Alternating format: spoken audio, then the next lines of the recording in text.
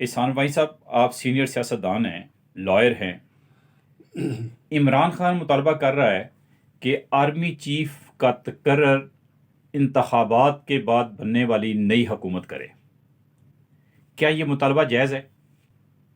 اگر میں مختصر بات کروں تو میں یہ ایک فقرے میں کہہ سکتا ہوں کہ مطالبہ غیر آئینی بھی ہے اور غیر قانونی بھی ہے۔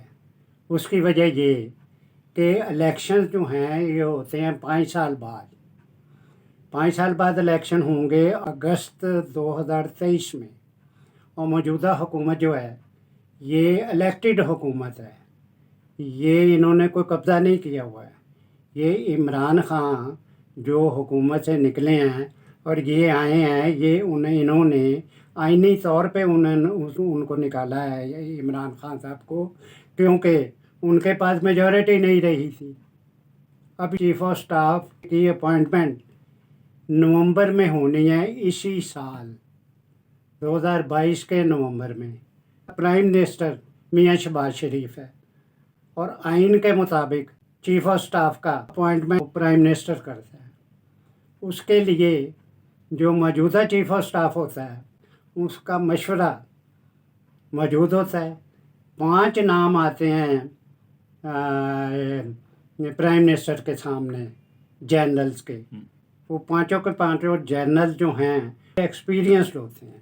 یہ نہیں ہے کہ ایک بہت قابل ہے اور دوسرے بہت نیچے ہیں، یہ بات نہیں ہے۔ وہ 5 جنرل جو ہیں ان میں ایک کسی میں 19-20 تو شاید ہو جائے، لیکن سارے ایکسپیرینس جنرل ہوتے ہیں۔ ان میں سے ایک کو چیف آف سٹاف کرنا ہے پرائم منسٹر نے، اور وہ پرائم منسٹر اس وقت میاں شہباز شریف ہے۔ یہ کمال بات ہے، یہ فینسی فل بات ہے، یہ کہانی ہے جیسے کتابوں کی کہ جی ان کا مطلب ہے کہ میں اس وقت بڑا پاپولر ہوں، میں الیکشن جیت کے حکومت میں آ جاؤں گا، تو میں حکومت میں آ کر اپنے مطلب کا چیف آف سٹاف جو ہے اپوائنٹ کروں، تو یہ کام ہوتا نہیں۔